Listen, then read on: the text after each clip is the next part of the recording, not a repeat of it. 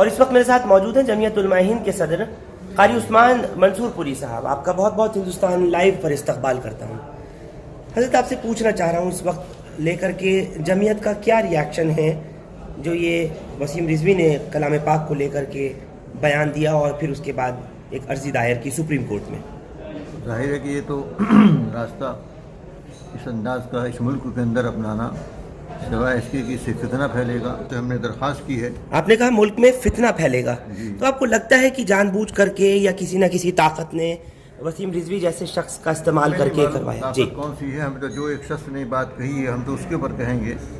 طاقت کو تو لوگ سمجھیں گے، لیکن یہ کہ جو بھی اس طرح کی بات کرے گا اسے ظاہر ہے کہ یہاں ماحول کے اندر خرابی پیدا ہوگی. کسی بھی مذہبی کتاب کے بارے میں کوئی بات کہی جائے ایسے ملک کے اندر،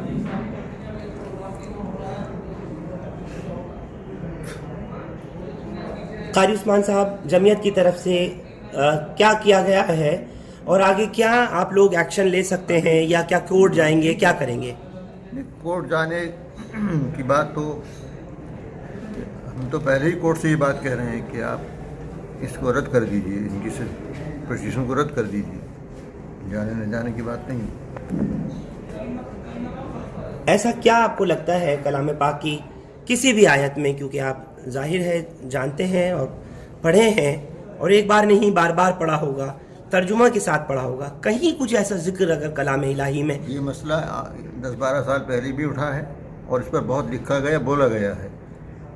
آگے پیچھے سے ہٹا کر صرف ان آیات کو دیکھا جائے گا، اس کا پس منظر نہیں دیکھا جائے گا تو کوئی بھی غلط مطلب نکال لے گا.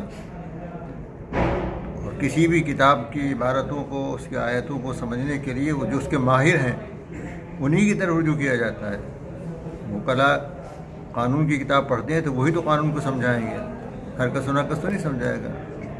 ڈاکٹر ہے، حکیم ہے، وہ بھی جو کچھ اپنے فن کے اعتبار سے سمجھائے گا وہ سمجھا جائے گا. صحیح کتاب پڑھ لینے سے کوئی بات خالی سمجھ میں نہیں آئے گی. تو قاری عثمان صاحب کو لگتا ہے کہ آدھی ادھوری بات پیش کر کے سپریم کورٹ میں اور کلام پاک میں سے یہ کہا جانا کہ دہشت گردی پھیلانا، تو یہ آپ کو لگتا ہے کہ عدالت کو بھی سوچنا چاہیے؟ عدالت اس کتاب سے ہے کہ نہ؟ جی عدالت سوچے. ہمارا اس سلسلے میں اخبارات کے لیے بیان بھی چلا گیا ہے. آپ لوگوں کی طرف سے کچھ پہل سپریم کورٹ میں کی گئی ہے؟ سپریم کورٹ میں ابھی تک صرف اسی حد تک بات کہی گئی ہے.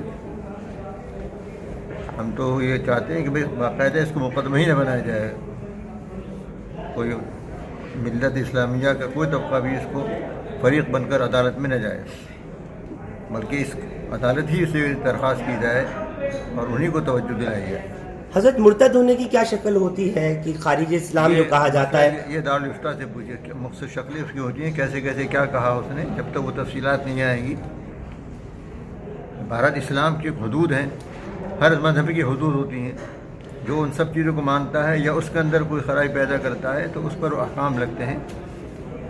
وہ اخباری بیان سے نہیں بات. آپ اس کو چاہتے ہیں پوچھنا تو جو مستند دارالفتہ ہیں ان سے رجوع کیا جائے اور ساری تفصیل لکھی جائے. قاری عثمان صاحب، لیکن جب کلام پاک پر ہی کوئی حملہ آور ہو اور اس طرح کی بات کرتا ہے تو کیا مان ہی لینا چاہیے؟ عوام کو سمجھ لینا چاہیے؟ نہیں، بالکل نہیں سمجھنا چاہیے. ہم تو کہہ رہے ہیں فتنہ غلط ہے، لیکن جو آپ کہہ رہے ہیں کہ بھائی مرتد یا فلاں چیز، اس کے لیے میں اور آپ ہر کس و ناقص نہیں، اس کا مجاز ہے. اس کے لیے ہمارا اتھارٹی ہے، دارالفتہ ہیں، ایک جگہ نہیں دارالعلوم میں ہیں اور جگہ پر ہیں، اس سے بات آئے گی. لوگوں کو اس پہ توجہ دینا چاہیے یا یہ جان بوجھ کر جو اس نے کیا ہے؟ توجہ اس پر مرکوز رکھنی چاہیے کہ ہم نے ہمیشہ سے اور اپنے علماء سے اور اپنے محققین سے جو بات سمجھی ہوئی ہے بس اسی پر رہنا ہے. کوئی ایک آدمی کھڑا ہو کر کچھ کہتے اس کو نہیں سننا ہے، سنی کر دینی ہے. دشمنان اسلام کا لگتا ہے کہ ایک چہرہ یہ بھی ہو سکتا ہے؟ یہ ظاہر بات ہے، اس طرح کی بات کرنے والا اسلام کا دوست ہو ہی نہیں سکتا، دشمنی ہو. بہت بہت شکریہ آپ کا جمعیت علماء ہند کے صدر قاری عثمان منصور پوری صاحب کہ آپ نے اپنا قیمتی وقت دیا.